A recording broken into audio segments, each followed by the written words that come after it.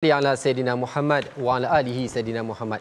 Sesungguhnya amanah untuk mengetahui Jabatan Perdana Menteri JPM Hal Ehwal Agama di bawah Kabinet Pimpinan Perdana Menteri Datuk Seri Ismail Sabri Yaakob adalah satu tanggungjawab yang berat. Portfolio ini penting untuk menjaga agama dan umat di dalam sebuah negara yang majoritinya beragama Islam. Semuanya dipermudahkan lagi, alhamdulillah, dengan sokongan serta dukungan Timbalan Menteri, ketua-ketua agensi dan seluruh warga agensi Islam yang sama-sama bertungkus lumus menjayakan agenda Islam dalam pentadbiran negara. Dan setelah setahun di bawah pentadbiran Anak Jati Kampung Sungai Petai Bukit Gantang Perak ini, agensi Islam telah mengorak langkah memperkemaskan lagi urus takbir, memeta hala tuju dakwah serta prihatin menjaga kebajikan umat Islam. Bermula dengan 5 inisiatif mantap dan seterusnya dipacu oleh Pelan Strategik Hal Ehwal Agama 2022-2026. Alhamdulillah, malam ini dengan rahmatnya kita bertentang mata bersama YB Senator Datuk Idris Ahmad, Menteri di Jabatan Perdana Menteri. Assalamualaikum YB. Waalaikumsalam. Apa khabar? Baik, alhamdulillah. Sepatutnya saya yang menyantuni YB. Apa khabar YB sebenarnya? Baik, alhamdulillah. Alhamdulillah. Syukur. Apa khabar orang-orang di Bukit Gantang Perak? Semuanya sihat walafiat. Ada setengah tempat tu ada durian, ada setengah tempat tak ada durian. Nampak gayanya saya kena ikut YB balik ni. Boleh. Tumpang-tumpang makan durian. Tapi YB, sebenarnya YB, semasa kami sama-sama menyaksikan ketika mula-mula YB memikul amanah sebagai Menteri Agama, dan ketika itulah juga kita pun faham bahawasanya negara masih lagi dalam fasa berperang dengan COVID-19. Agaknya kami pun terfikir macam mana YB nak mulakan tugasan dengan nak menyambung tugasan menteri yang terdahulu, nak berkenalan dengan pasukan kerja yang baru dengan tanggungjawab yang dipegang. Macam mana YB susun atur gerak kerja tu? Okey. Memang sebagaimana yang sedia maklum, saya ketika memasuki pejabat, iaitu pada awal September 2021, ketika itu pandemik COVID masih merebak kuat waktu itu. Maka tentulah di dalam pemikiran saya ada tugas yang besar dan berat.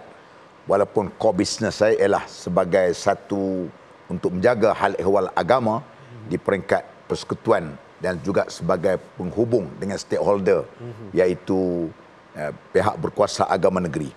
Maka pada ketika itu yang kita memberikan tumpuannya ialah kepada isu-isu kebajikan rakyat.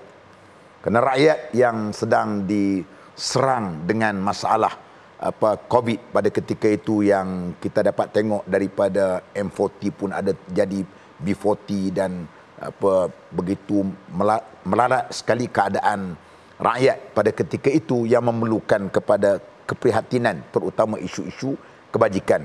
Yang keduanya ialah untuk kita nak mengeluarkan daripada perasaan sedih, perasaan trauma, perasaan kesusahan kepada rasa agak selesa akibat daripada pandemik pada ketika itu. Maka alhamdulillah, pada hari yang saya masuk untuk ucapan saya yang pertama, saya minta supaya perkara yang kita telah gagaskan tentang 5 inisiatif mantap, iaitu yang pertamanya pemantapan berkenaan dengan mental, jasmani dan juga rohani. Yang keduanya ialah berkenaan dengan pemantapan sistem pendidikan Islam. Yang ketiganya pemantapan institusi keluarga, sosial dan komuniti Islam. Yang keempatnya ialah pemantapan institusi masjid dan surau. Yang kelimanya ialah pemantapan sosial ekonomi ummah. Jadi dalam hal ini kita juga telah pun diminta oleh pihak Perdana Menteri sendiri, JPM, meletakkan setiap menteri mesti meletakkan satu KPI dalam 100 hari yang akan dicek oleh pihak JPM. Dan alhamdulillah, KPI yang telah ditetapkan oleh Jabatan Perdana Menteri itu kita telah pun melepasi dalam hal seperti begini. Maka asas beginilah kita bergerak. Terutamanya saya melalui agensi-agensi dan juga bantuan-bantuan daripada 14 agensi. Kita berkolaborasi untuk intervensi antara agensi-agensi ini bagi mencapai apa yang kita hajat. Terutamanya ialah untuk memastikan kebajikan rakyat ini terjaga dan terpelihara. Contohnya ialah melalui JAWI, Jabatan Agama Islam Wilayah Persekutuan, kita mengadakan satu food bank. Food bank yang kita berikan bekalan makanan kepada asnaf dan orang-orang yang memerlukan, termasuklah juga di IPT dan juga di pusat-pusat pengajian yang kita berikan. Yang keduanya kita ada namanya Dapur It'am. Dapur It'am yang kita tempatkan di masjid dan surau yang didirikan Jumaat pada ketika itu mereka masak. Kita peruntukkan lebih kurang 10,700,000. 10,700,000 untuk kita pastikan supaya makanan itu diagih kepada masyarakat yang sekitar di situ. Dan dalam masa 100 hari juga antara perkara yang kita buat iaitu sebanyak RM3,000 yang disebut sebagai musaadah tijariah. Musaadah tijariah ini ialah bantuan untuk kepada peniaga-peniaga waktu itu mungkin mereka nak kembangkan perniagaan ataupun nak mulakan perniagaan.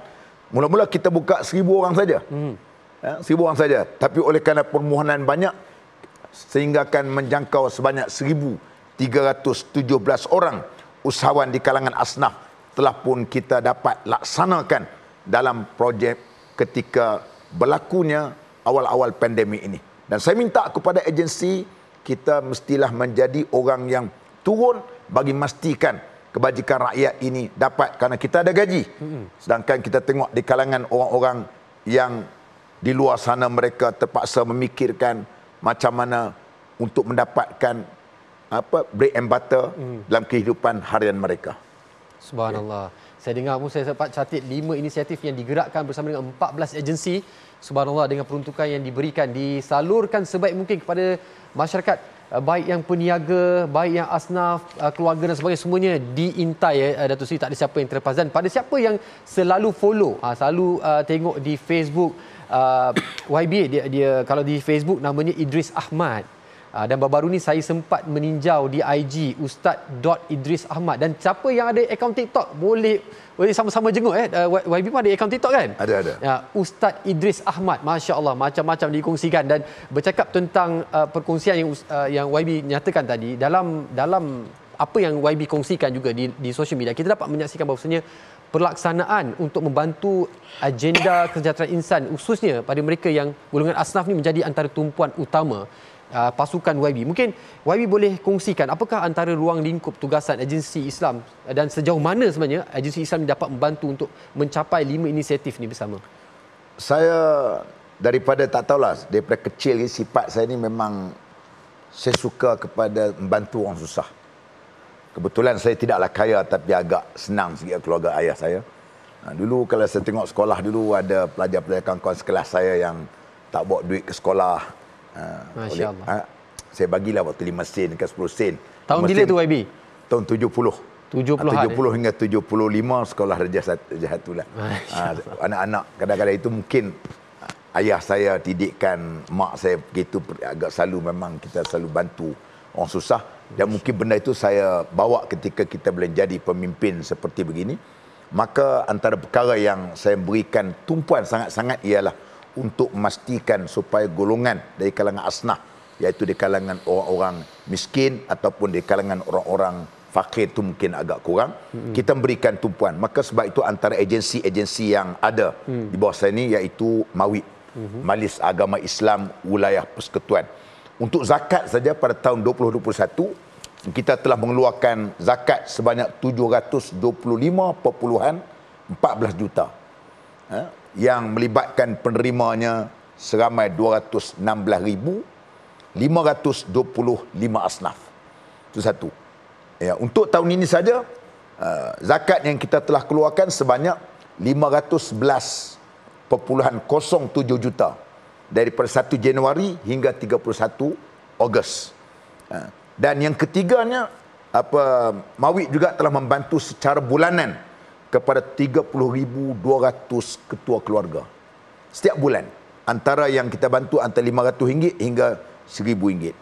Yang keempat, baru ni kita buat tambah lagi, iaitu kita berikan kupon khas sebanyak RM150 dalam program nama dia Kasih Asnaf, yang kita dapat belikan melalui lori-lori bergerak di PPR yang terpilih, maka kita berikan RM150 untuk kupon mereka belikan barang-barang keperluan asas mereka. Itu yang keempat. Yang kelimanya ialah dalam perkara yang Mawib bekerjasama dengan Yapim, iaitu kita minta supaya saya minta Mawib mengeluarkan 2,000 orang asnaf. 2,000 orang asnaf. Saya nak supaya mereka ni diberikan kepada mereka joran. Saya tak nak hanyalah beli ikan. Beli ikan. Okey. Saya nak supaya setiap asnaf, target saya setiap tahun kalau boleh 2,000 orang asnaf yang daripada 30,200 orang yang ada ini diberikan modal troka sebanyak RM20,000 seorang. Untuk artinya melibatkan kos sebanyak 40 juta kepada mereka. Harapan saya 5-6 tahun lagi mereka ini menjadi seorang yang mengeluarkan zakat pula. Sekarang mereka penerima zakat, 5-6 tahun nanti mereka pula yang akan menjadi pemberi zakat. Kita tak nak. Pada saya tak suka, saya tak gembira kalau setiap tahun kita berbangga dengan penerima kita setiap tahun yang ramai. Yang kita hendaknya ialah kita mesti memberdayakan asnaf ini dengan kita berikan kepada mereka pendidikan. Yapim, salah satu daripada agensi bawah saya, melatih dari segi macam mana untuk kita nak educate mereka, bagaimana untuk kita nak upskill dari segi bisnes, apa yang mereka nak minat. Okey, macam mana kita nak ajar mereka sehinggalah mereka boleh untuk segi packagingnya, untuk mereka boleh dapat status halalnya melalui secara profesional yang diajar oleh pihak Yapim. Itu yang pertama. Yang keduanya ialah peranan tabung musaadah agensi Islam. Tabung musaadah agensi Islam. Yang ni tabung ini yang dilidkan oleh JAKIM.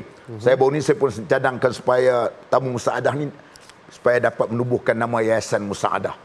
Untuk menumpukan kepada soal bantuan, dan daripada September 2021 hingga September 2022, tabung ini telah pun mengeluarkan sebanyak bantuan RM305,858,000 yang kita keluar dalam masa setahun. Ini melalui tabung musaadah itu yang terdiri daripada JAKIM, daripada Mawib, daripada Jawi, Yapim, Yadim, Jauhar, Yayasan Wakaf Malaysia.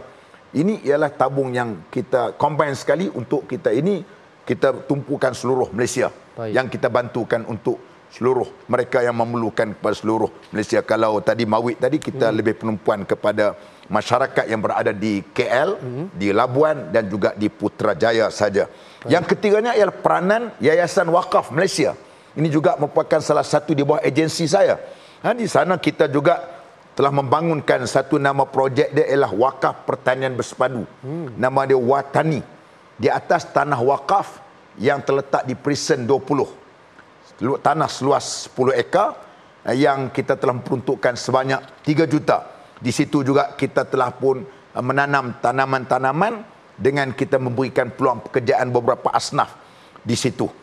Itu ialah melalui Yayasan Wakaf, dan juga kita di sana adanya pula wakaf untuk PKS halal PKS. Itu yang ketiga. Yang keempatnya ialah peranan Yapim sendiri. Yayasan Pembangunan Ekonomi Islam tahun 2021 dia telah melatih seramai 9,294 orang peserta untuk kita nak melatih macam mana terutama di kalangan golongan asnaf ini dapat kita latih dengan baik. Yang akhir sekali yang kelima ialah bermula Januari tahun 2022 saya telah membentuk satu jawatan kuasa task force berkaitan dengan asnaf untuk bekerjasama antara agensi kita. Saya nak ada desk officer yang memastikan bahawasanya apa yang ada ini terjadi. Perkara ini saya akan pantau melalui setiap minggu dalam mesyuarat postcard. Setiap minggu saya akan marking. Saya akan marking pastikan berjalan atau tidak. Saya tak mau on paper saja cantik tapi tidak berlaku. No way. No way kata saya. Dan kena jawab dengan seorang pemimpin yang cukup tegas. Saya kira 5 perkara ini saya dapat catat semua. Ini bukanlah sekadar untuk kita kongsikan. Ini adalah satu kita kata KPI ataupun batu pencapaian telah pun dikongsi bersama satu pasukan di bawah pimpinan YB. Dan YB sebenarnya antara perkara yang kita nak kongsikan YB tahun ini setelah 2 tahun kita COVID, Dan buat kali pertamanya kita dapat menunaikan haji. Dan soalan ini YB, saya nak simpan terlebih dahulu dan kita nak tahu apakah peranan tabung haji dapat terus membantu umat Islam dalam negara ini dalam untuk mencapai, dalam erti kata untuk mencapai menjadi jemaah haji yang seterusnya bagi tahun-tahun yang mendatang. Sebenarnya kita akan menjawab ataupun terjawab selepas lagi. Sekejap lagi YB, kita akan berehat seketika kembali lepas ini insya-Allah.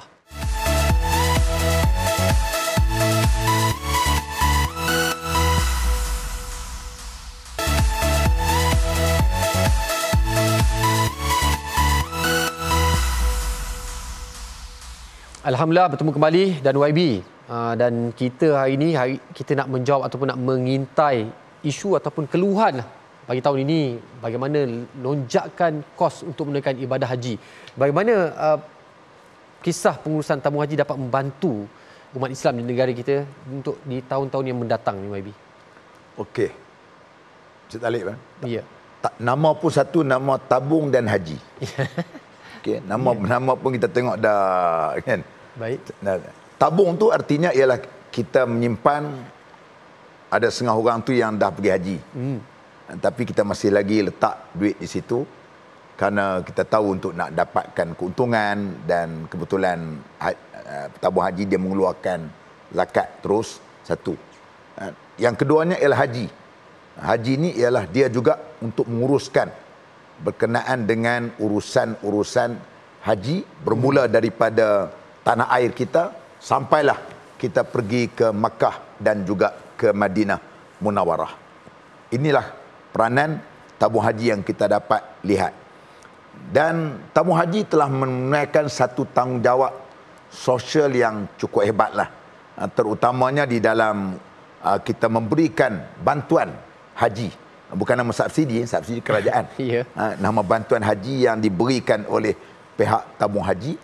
Tak kuranglah pada tahun ini pun tak kurang 200 juta kita memberikan bantuan haji kepada jamaah haji yang pergi menunaikan haji. Walaupun kos sebenarnya sudah meningkat sampai hampir tahun ini dekat dengan 28,000 lebih.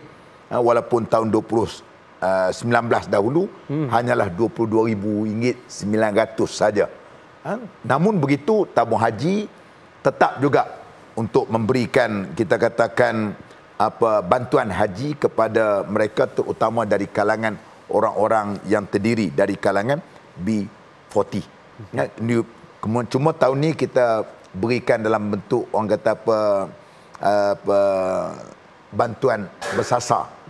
Untuk mereka yang B40, mereka hanyalah dikenakan kenaikan sebanyak RM1,000 saja, iaitu RM10,980 sahaja.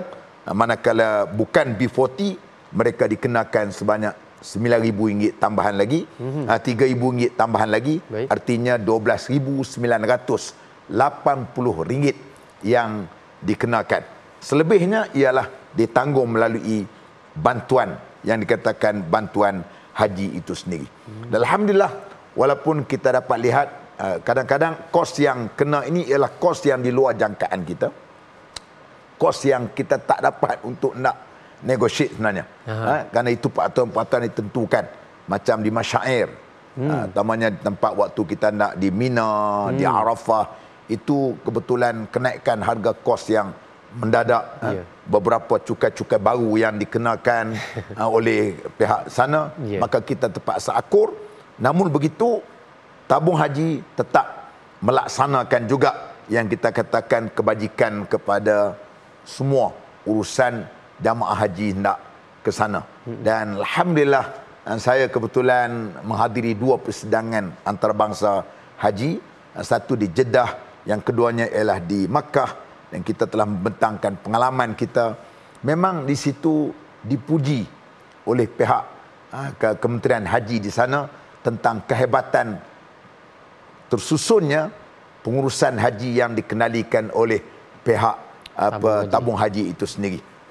Sehingga kan kita di antara negara yang telah mendapat orang panggil satu faedah yang kita dapatnya ialah kita dapat mendirikan hospital.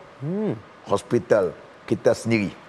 Kita sendiri di sana dan kita memiliki ambulans sendiri dan kita ada doktor-doktor pakar yang datang ke sana untuk memberikan rawatan khas kepada jamaah haji di sana. Dan kita juga telah pun mendapat di antara negara yang telah mendapat kebenaran untuk immigration yang kerajaan Saudi, immigration Saudi datang di KLA, mereka menguruskan jamaah haji dan kita sampai di Jeddah, maka terus pergi masuk ke hotel.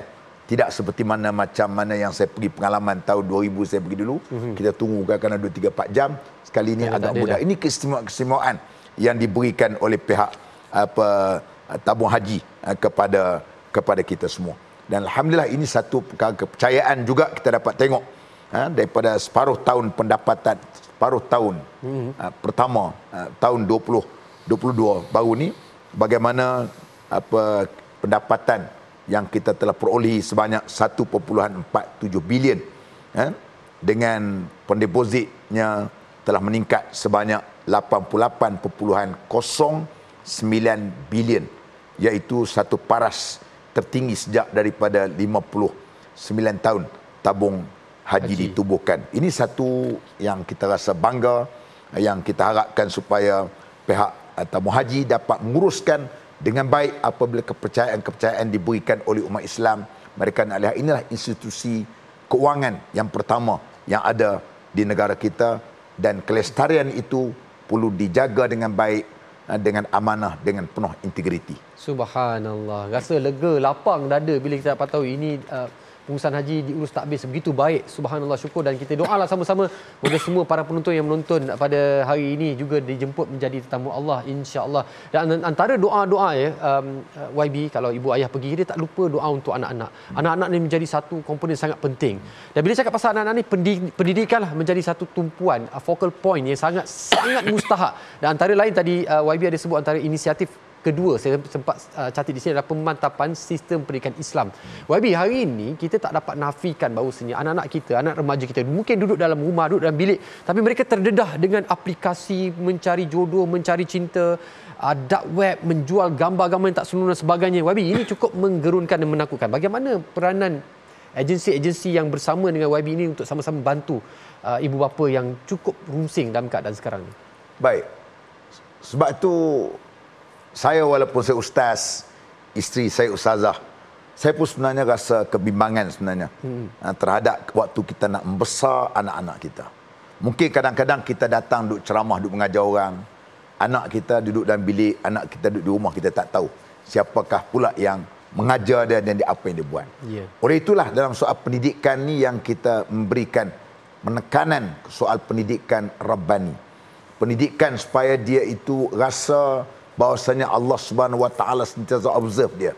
Allah Subhanahu Wa Taala sentiasa melihat dia. Allah Subhanahu Wa Taala sentiasa dekat dengan dia. Barulah dia akan dapat merasakan, walaupun jauh dengan ayah dia, walaupun jauh dengan mama dia, dia akan tahu Tuhan melihat pemerhatian dia itu. Oleh itulah dalam asas seperti begini juga, maka saya amat menekankan dalam soal pendidikan itu satu hal, soal pembinaan syakhsiah diri.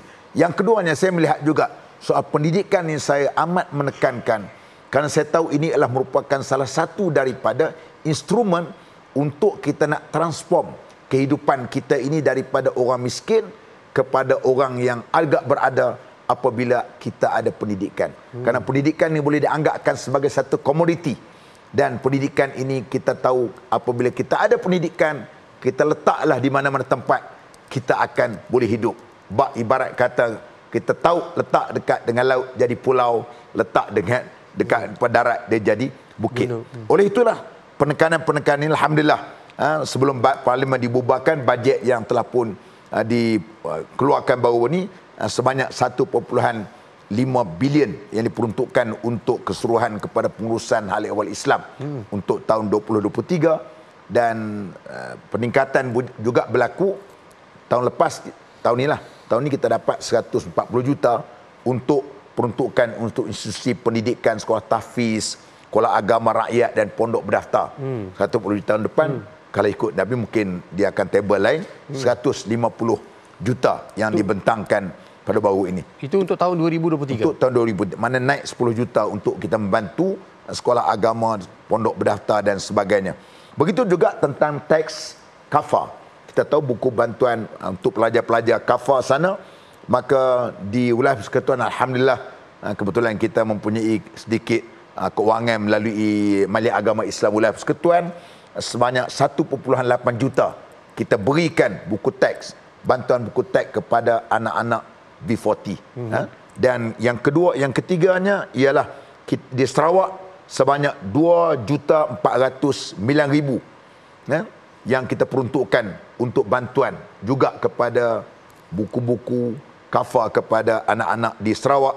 Dan yang ketiganya ialah Sabah sebanyak 1,975,968 ringgit pun juga digunakan untuk kepada anak-anak kafar yang berada di sana.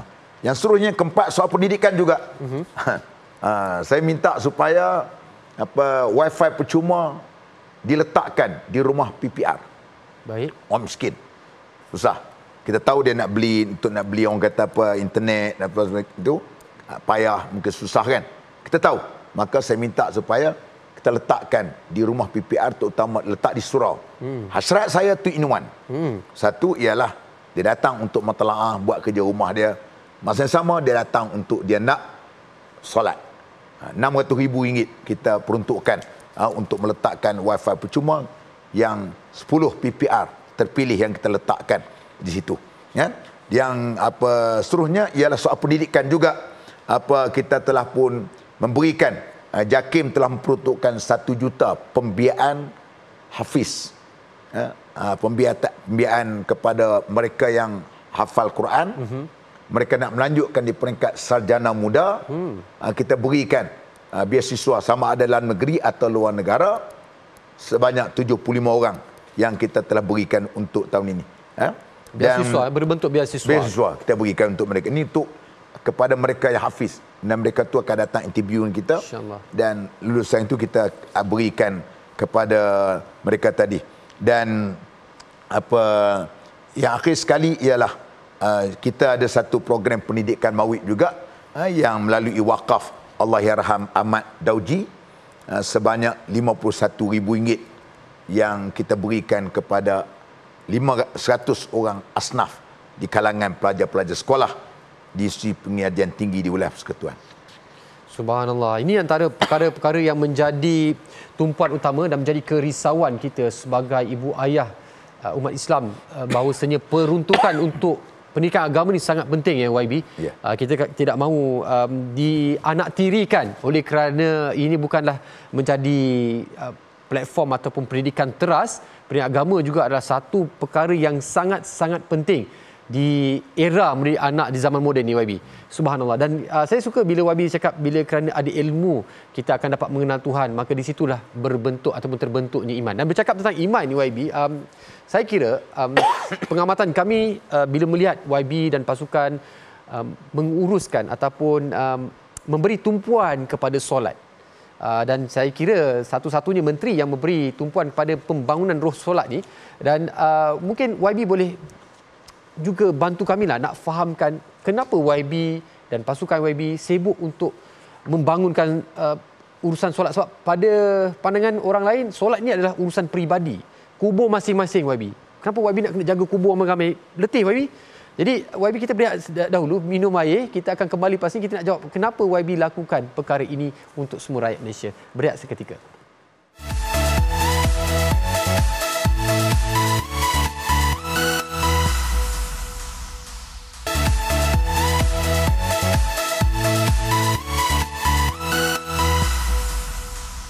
Alhamdulillah bertemu sekali lagi, insya-Allah. YB, kalau YB perasan rakyat, saya sangat yakin para penonton semua juga tahu ataupun sedar ketika ada suatu masa tu YB, kita lihat mahkamah syariah ni macam mahkamah second class. Ketika perundangan agama tu macam dicabar-cabar, macam direndah-rendahkan. Dan YB, kita nak tahu bagaimana peranan sebagai Menteri Agama dalam YB nak melihat kepentingan kedudukan mahkamah syariah tu dalam memastikan agama Islam di negara kita ini terus terpelihara dan dijaga kesuciannya. Okey. Ada sebab itu Saidina Osman ada pernah menyebut, dia kata la yazaq bil Quran yazaq bis sultan. Ada perkara yang kita tak boleh untuk nak cabut, nak halang perkara itu dengan Quran. Kita baca qala Allah qala Rasul tak dengar. Tapi berbeza apabila kita ada kuasa, kita ada sultah, maka waktu itu baru kita boleh cegah. Okey? Maka dengan sebab itulah juga dalam soal, betul orang kata cukup dengan didikan, tak perlu ada undang-undang. Betul. Tapi dua-dua tu perlu ada. Didikan pun perlu ada, undang-undang pun perlu ada. Kalau undang-undang saja pun ada, tak ada didikan pun tak boleh juga. Dia mesti combinekan sekali. Maka atas asas inilah, maka dalam soal kita mesti faham, di Malaysia negara kita ini ada mahkamah syariah yang menguruskan hal-hal berkaitan dengan umat Islam ataupun dengan orang Islam. Dan maka dengan sebab itu usaha-usaha untuk kita memperkasakan dengan melalui JAKIM, melalui JKSM, melalui Jabatan Kehakiman Syariah Malaysia, melalui Jabatan Pendakwaan Syariah Malaysia, itu di antara agensi-agensi yang menjadi pelaksana untuk memperkukuhkan soal perundangan ataupun memperkukuhkan syariah Allah Subhanahu Wa Taala di negara kita ini. Maka dengan sebab itu perkara-perkara ini diberikan penekanan untuk memastikan supaya walaupun kita sedar banyak lagi kelemahan-kelemahan yang perlu kita lakukan, perlu kita laksanakan, maka kita mesti moving forward ke arah yang lebih baik daripada yang kurang baik kepada yang lebih baik. Sebab itu antara usaha-usaha yang kita lakukan, yang pertamanya ialah kita menubuhkan satu jawatan kuasa memperkasakan mahkamah syariah yang diketuai, yang dipengusikan oleh Yang Berbahagia Tan Sri Osman Mustafa, mantan ketua pengarah JAKIM. Jawatan kuasa ini melihat secara spesifik perkara-perkara yang perlu ditambah baik dalam soal pentadbiran mahkamah syariah secara holistik itu sendiri. Itu satu.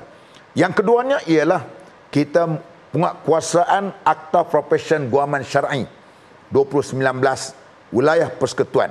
Sebenarnya usaha ini sudah pun dilakukan sejak daripada tahun 1984 lagi. 1984 lagi. Lama. Malah dah lama. Kemudian benda tu biasalah, dia berjalan-jalan ikut tertib-tertib sebagainya. Jadi 1995 jawatan kuasa teknikal undang-undang syariah dan sibil ditubuhkan. Ada benda yang berlaku secara orang panggil secara evolusi berlaku begitu, dan alhamdulillah diluluskan akta ini pada 15 Julai 2019 di Dewan Rakyat dan 31 Julai 2019 di Dewan Negara. Maka 21 Jun 2022 pula telah pun dikuatkuasakan.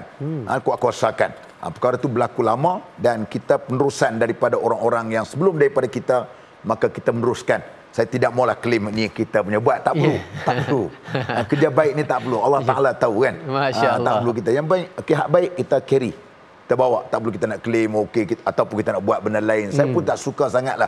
Sebab tu bila saya masuk jabat, hak benar, hak baik, teruskan. Tak perlu menyusahkan pegawai saja. Ya, betul. Kita apa yang kita nak glamour sangat, yang kita bekerja kerana Allah Ta'ala, baik untuk ummah, untuk orang lain kan. Tak perlu kita nak cari benda. Sebab tu kepada saya ialah kita penerusan kepada hal seperti begini. Jadi apabila wujudnya pelaksanaan Akta 814 sebenarnya untuk melihat Akta Profession Peguam Syar'i ini, dengan wujudnya sini akta ini dengan membolehkan untuk penubuhan Badan Peguam Syar'i. Yang keduanya telah menubuhkan satu Majlis Peguam Syar'i, dan yang ketiganya ialah Lembaga Kelayakan Profession Guaman Syar'i. Dan juga Guaman Syar'i, dan yang keempatnya ialah Lembaga Tata Tertib. Ini apabila pelaksanaan wujudnya Akta Profession Guaman ini, maka menjadikan lawyer-lawyer kita itu maka sudah ada satu badan yang mengawal disiplin di kalangan peguam-peguam itu, maka setara seperti mana bar council itu sendiri. Ini ialah yang kita dapat. Yang ketiganya iaitu rang undang-undang berkaitan dengan undang-undang Mahkamah Syariah RU 355 Baik. yang disebut. Ini pun kadang-kadang orang duk sebut apa yang dibuat tak buat. Benda itu bersama. Kita mengikut tertib dan kita juga melaksanakan kerja-kerja orang-orang yang sebelum daripada kita. Maka alhamdulillah pada 26 Ogos yang lalu, maka dari segi prinsipnya mesyuarat jamaah menteri telah pun bersetuju dari segi prinsip. Dan perkara itu kita telah membawa kembali ke bahagian gubalan undang-undang di AGC, iaitu Jabatan Peguam Negara, untuk dilihat perkara-perkara tersebut, dan perkara itu disemak oleh Jabatan Peguam Negara pada 7 Oktober 2022 yang lalu. Baik. Jadi nak bawa, sepatutnya kita nak bawa, kalau ikut roadmap kita ialah lepas daripada persidangan, lepas daripada bajet. Baik. Tapi tidak dapat kesampaian, tak apa, nanti orang lain akan teruskan. InsyaAllah. Kita tak perlu benda ni, saya tak perlu nak claim itu apa, kita benar-benar baik, kita tak perlulah untuk kita nak lihat perkara tadi. Faham. Alhamdulillah, syukur. Yang baik kita teruskan. Dan kita nak teruskan lagi dengan situasi, saya rasa yang ini saya baru pernah dengar, saya rasa para penonton juga baru saja pernah dengar tentang inisiatif lelaki kawam. Lelaki-lelaki yang dicari-cari ini, YB. Lelaki yang macam mana? Kenapa inisiatif ini diketengahkan? Kenapa nak memperkasakan keluarga masyarakat itu melalui inisiatif lelaki kawam? Okey. Saya melihat apabila, terutamalah hari ini apabila kalau kita ada anak perempuan, alangkah bahagianya kalau kita dapat menantu yang kawam. Masya Allah. Begitu juga kalau orang perempuan hari ini, dia kalau memperolehi suami yang kawam, macam saudara Talik lah mungkin, insyaAllah. Allahu Akbar. Amir. Jadi sudah tentulah lelaki kawam maknanya mudah nak faham, lelaki-lelaki yang menjadi ketua pemimpin dalam rumah tangga, yang menjadi tonggak. Ar-rijal qawwamuna 'alan nisa. Bagaimana surah An-Nisa ayat 24. Kerana laki-laki itu adalah pemimpin dan pengawal yang bertanggungjawab terhadap wanita. Terutama apabila kita melihat daripada sudut yang kita tengok hari ini berbagai-bagai. Kalau kita tengok dalam media sosial, kalau kita tengok di dalam media yang keluar, bagaimana soal krisis rumah tangga, bukan sahaja berlaku biasa, penderaan terhadap suami kadang-kadang tidak bertanggungjawab terhadap anak-anak, yang tidak beri nafkah kepada anak, isteri, ditinggal begitu saja. Saya melihat bukan pasal apa. Saya runsingnya kerana apabila berlaku seperti begini, dia akan merosakkan, tidak akan berlakunya apabila kita cakap tentang SDG, Sustainable Development Goal. Tak akan berlakunya dalam pembentukan kelestarian negara kita apabila rosaknya rumah tangga itu daripada keluarga yang rosak. Yang kesannya ialah apa dia? Kesannya akan berlaku kepada anak-anak yang akan menjadi mangsa. Bila anak menjadi mangsa, cuba kita bayangkan satu ketika nanti, apa akan jadi kalau anak yang pernah melalui suasana keluarganya yang terancam, dia telah memiliki seorang ayah yang tidak bertanggungjawab, dia sudah memiliki seorang ayah yang tidak berperi kemanusiaan, yang mungkin dia melihat depan mata sendiri bagaimana ibunya dipukul, bagaimana adik-adik dera seksa. Waktu itu, walaupun dia kecil, tapi kena ingat, kesan psikologi ini akan dibawa sehingga besar. Maka akhirnya budak-budak ni akan menjadi terlibat dalam kes-kes juana, dalam kes-kes vandalism, kes-kes disiplin di sekolah. Sebab apa? Sebab dia dibina oleh satu keluarga yang tak baik. Perpuncanya ialah daripada seorang laki-laki. Maka sebab itu laki-laki ini, sebab tu orang kata pasal puan tidak perempuan. Tak. Allah Ta'ala jadikan sesuai dengan biologi. Orang laki-laki ni dia ada kekuatan emosi dia berbeza, kekuatan fizikalnya berbeza.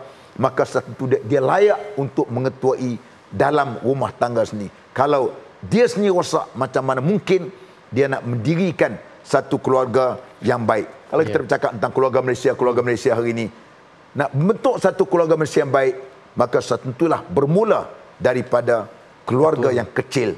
Nukleus yang kecil ini akan bentuk satu keluarga yang besar nanti.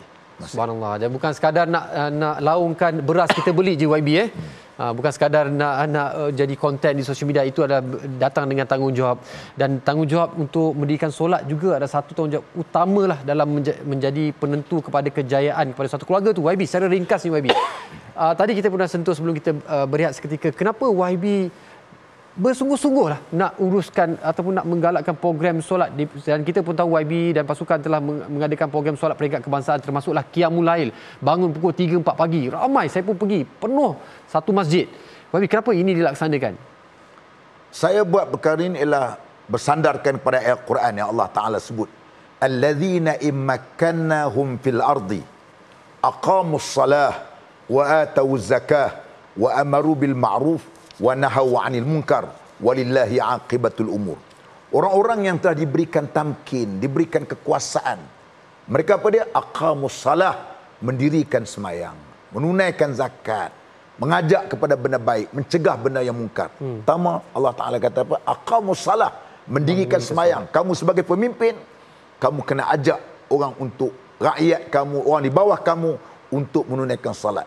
Walaupun kadang-kadang orang kata, Allah, solat ustaz bukan ada nilai tambah, tidak ada berlakunya di segi pertumbuhan ekonomi, KDNK dan sebagainya. Tidak. Dan inilah merupakan asas. Apabila orang meninggalkan solat, maka dia akan macam-macam dia boleh buat. Sebab itulah kita dapat tengok Allah Ta'ala mewajibkan solat ini secara direct kepada Nabi Muhammad sallallahu alaihi wasallam pada malam Isra wal Mi'raj. Kenapa? Betapa beratnya soal solat ini sendiri.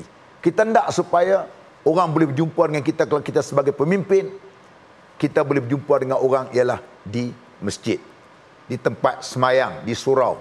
Itu yang saya cuba nak praktikkan dalam kehidupan kita. Saya sebagai seorang pemimpin, kita nak singgah di masjid, di surau, kan di situlah kita akan bertemu dengan orang ramai di sana sebenarnya. Maka sebab tu penekanan soal solat ini penting. Dan juga sebenarnya Allah Ta'ala juga menyebut dalam Quran surah Maryam ayat 59. Fakhalafa min ba'dihim khalfun adha'us salah. Akan berlakunya orang selepas daripada kamu generasi yang akan datang, iaitu apa dia? Adha'us salah, yang mengabaikan semayang. Bila merabaikan semayang, mereka ini akan ikut jadi rosak dari segi nafsu, mereka akan terikut-ikut dengan nafsu yang tak baik dan sebagainya. Saya selalu pesan kepada budak-budak muda waktu motivasi, awak nakal lah macam mana pun, semayang jangan tinggal. Masya-Allah, itu. Awak nak racing motor ke macam mana pun, semayang jangan tinggal. Semayang jangan tinggal. Itulah pesanan saya mana-mana. Kalau saya pergi ziarah orang sakit pun, pesanan saya ialah, Pak Cik, jangan lupa semayang. Semayang ni penekanan yang saya tekankan waktu di mana-mana saja. Subhanallah. Dan kita sangat yakin bahawasanya Allah Maha melihat. Kalau apa yang YB katakan tadi, kalau solat pun dia tinggal, maksudnya dia tidak yakin bahawasanya Allah tu Maha melihat. Bila tidak ada keyakinan Allah Maha melihat, maka muncullah tadi macam YB katakan tadi, lalai, abaikan tanggungjawab, rasuah sana sini, ambil duit bawah meja dan sebagainya. Dan bercakap tentang rasuah, ambil duit bawah meja ni, kadang-kadang YB ni tak terlepas daripada pandangan sinis, ya. Dan YB, apa jawapan YB lah agaknya kalau orang kata, alah, YB mana-mana pun tak akan terlepaslah, ya, dengan rasuah dan sebagainya. Bagaimana YB untuk gerakkan kesedaran ini bahawasanya rasuah memang dicegah sehabis-habisnya dalam agama Islam. Kita akan berehat seketika, kembali pas ini kita akan kongsikan apakah pandangan YB kita pada malam ini, insya-Allah.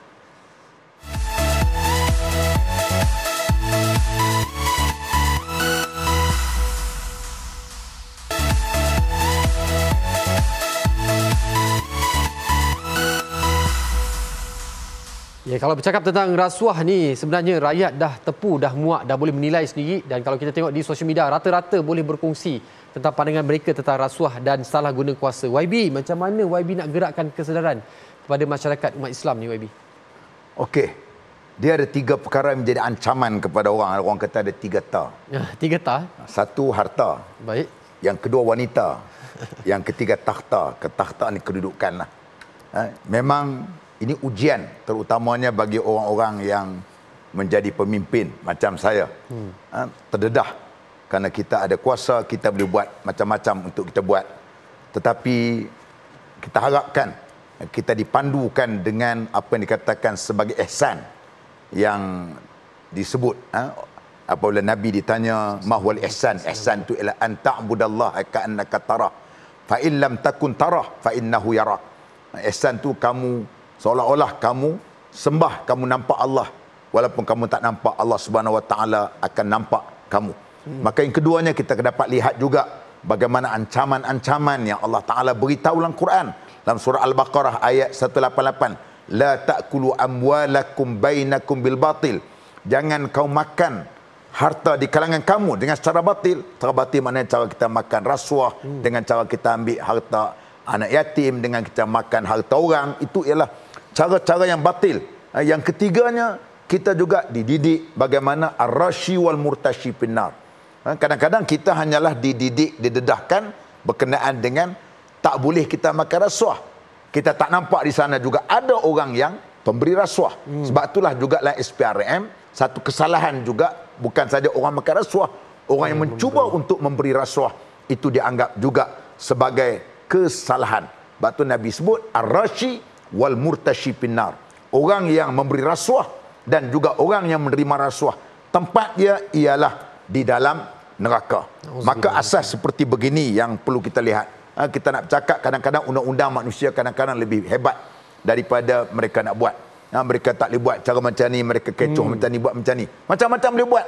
Tapi mereka kena ingat Allah Subhanahu Wa Taala melihat apa yang kita lakukan. Maka sebab itu antara perkara yang kita tanamkan, perkara yang saya sendirilah, saya pesan diri saya sendiri, untuk utamanya ialah kita melihat apa yang kita makan tadi, kalau benda yang haram, dia akan menjadi darah daging dalam kehidupan kita. Darah daging dalam kehidupan kita. Itu yang kita takut sekali. Man nabata lahmu min haramin pannaru aula biha, kata Nabi. Mana-mana daging tumbuh daripada benda haram, maka tempat kamu ialah neraka. Yang keduanya, kita letakkan bahawasanya keberkatan hidup tidak ada. Cuba kita cari orang yang makan harta haram, kita tengok apa perakhiran hayat dia. Cuba lihat dalam hidup kita, kita tengok orang yang makan harta haram, kita tengok dengan mata kepala kita. Biarlah menjadi ibrah di dalam kehidupan kita. Yang ketiganya, biarlah kita menjadi orang qanaah, orang yang berpada dengan apa yang ada. Kalau kita tak cukup lagi kah dengan wang yang kita ada, gaji yang kita ada, allowance yang kita ada, tak cukup lagi kah sampai kita nak makan benda-benda lain? Saya selalu buat joke lah, saya kata, kaya macam mana pun, adakah orang boleh makan ikan siakap 7 ekor sekali makan? Kalau boleh makan ikan siakap 7 ekor, itu bukan orang, itu merang namanya. Itulah benda-benda yang saya kata tadi. Syukur, alhamdulillah, itu dia. Itu bukan orang, tu memerang barangkali. Dan YB, yelah, dalam istilah ataupun isu membangunkan Islam ni bukan kerja seorang YB, dia adalah kerja sepasukan, kerja satu negara, satu Malaysia. YB, apakah harapan YB kepada seluruh umat Islam di negara kita supaya tanggungjawab untuk menggalas, membangunkan agama Islam ini adalah tanggungjawab bersama? Okey. Sebab itulah Nabi sebut dalam kalimah yang pendek. Dia kata, balighu anni walau ayah. Sampaikanlah salam itu, sampaikanlah daripada aku ini walaupun satu ayat. Baik. Apa makna dia? Makna dia dalam soal dakwah ni sebenarnya dia bersifat organik. Dia bersifat hidup. Dia tidak boleh hanyalah orang kata anggap itu hanyalah untuk sebagai hak individu ustaz saja atau orang agama saja. Tidak. Hatta semua orang kita mesti hidup sebagai seorang dai, sebagai seorang pendakwah yang sentiasa mengajak manusia lain untuk nak memastikan mereka itu kenal Allah, mereka itu dekat dengan Allah Subhanahu Wa Taala. Karena kita nak kalau bolehnya semua orang, adik kita, cucu kita, jiran kita, kawan kita, rakan sejawat kita, mereka ni semuanya kalau boleh mereka bersama-sama di dalam syurga nanti. Maka sebab itu kita mesti berusaha. Kalau dia sebagai seorang, saya pernah baca satu qita'ah bahasa Arab, bagaimana seorang gunting rambut sebagai seorang pendakwah. Gunting rambut kan, lagi gunting, cakap Islam kan, takkan orang nak lari waktu tu kan. Kalau ustaz-ustaz mengajar kat surau masjid, dia tak suka, dia bangun. Tapi orang gunting rambut, satu menarik bagaimana seorang penggunting rambut yang juga menjadi sebagai seorang dai yang sambil duk gunting, saya bercakap tentang Islam. Begitu juga dengan kita driver, sebagainya kita buat. Artinya semua benda mesti kita bercakap berkenaan dengan agama ini. Barulah di sana kita akan dapat lihat kesedaran itu, wahyul Islam, kesedaran Islam itu akan wujud apabila semua segmen-segmen masyarakat ini bertindak sebagai orang yang mengajak dan menyeru masyarakat kepada Islam itu tadi. InsyaAllah. Itu adalah satu tanggungjawab kita bersama YB. Syukur Alhamdulillah. Dan kami ingin merakamkan jutaan terima kasih kepada YB untuk bersama kita pada malam ini. Dan sesungguhnya tuan-tuan, para penonton semua, suka ataupun tidak, mahu ataupun tak nak, kita tidak dapat menipu diri kita bahawasanya daripada jauh di dalam lubuk hati kita yang paling dalam, sebagai seorang umat Islam tidak akan seinci pun merelakan kesucian agama Islam dihina dan dipijak. Dan pada masa yang sama, kita pun mahu agama lain juga turut dihormati dan hak mereka disantuni. Hidup dalam penuh keharmonian, itulah mesej jelas agama Islam. Sayangnya, masih ada kelompok yang sudah tidak tahu untuk berhenti memomok-momokkan perkara yang sebaliknya demi habuan peribadi, keluarga dan barangkali kepartian. Memimpin di era akhir zaman ni tak dinafikan penuh dengan lambungan fitnah dan juga pelbagai dugaan. Menjadi nahodanya juga bukan satu tugasan yang mudah. Sebagai umat Islam, kita yakin bahawasanya amanah ini akan dibentangkan di akhirat kelak dan akan dihitungkan satu persatu. Baik saya sebagai rakyat, kita sebagai masyarakat dan YB Menteri juga tidak terlepas daripada perhitungan ini. Semoga Islam terus terpelihara di bumi Malaysia tercinta dan pilihannya ada di tangan kita bersama. Semoga jumpa lagi insya-Allah. Selamat malam. Assalamualaikum warahmatullahi wabarakatuh.